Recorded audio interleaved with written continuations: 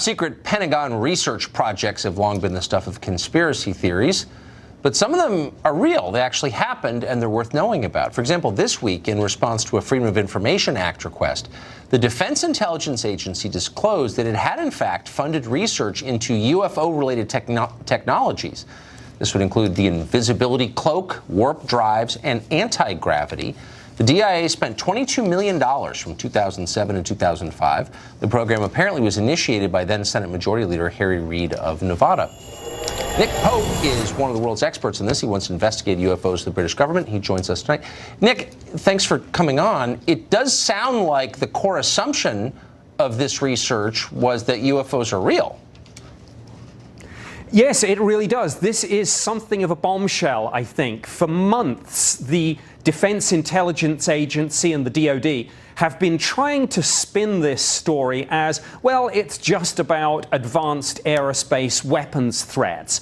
But now we have this document which shows quite clearly what they were looking into. And it's nothing to do with airplanes. It's as you say, anti-gravity, invisibility, cloaking, wormholes, and warp drive. Some of this is about space travel. These ideas are derived from objects that the U.S. government observed in space, presumably?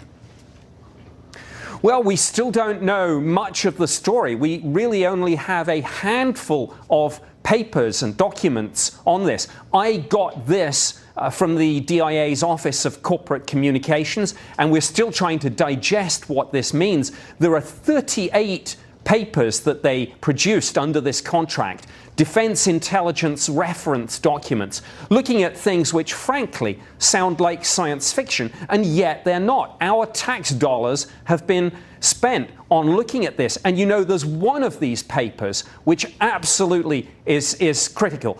It's looking at something called the Drake equation. And the Drake equation is supposed to be a way that astronomers can calculate how many intelligent civilizations there might be in our galaxy. Well, look, if this is not a UFO program, if this is just about Russian and Chinese aircraft, what the heck are they looking at that for?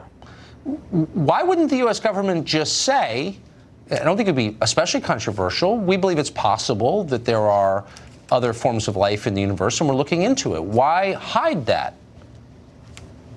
Well, I hope that's exactly what they will now say. I think we know that this letter, which I've now acquired and which has been released under the Freedom of Information Act, we know that this went to Congress. We know that the Armed Services Committee is looking at this very seriously. They're also looking into those videos that we've talked about before of the Navy jets chasing UFOs.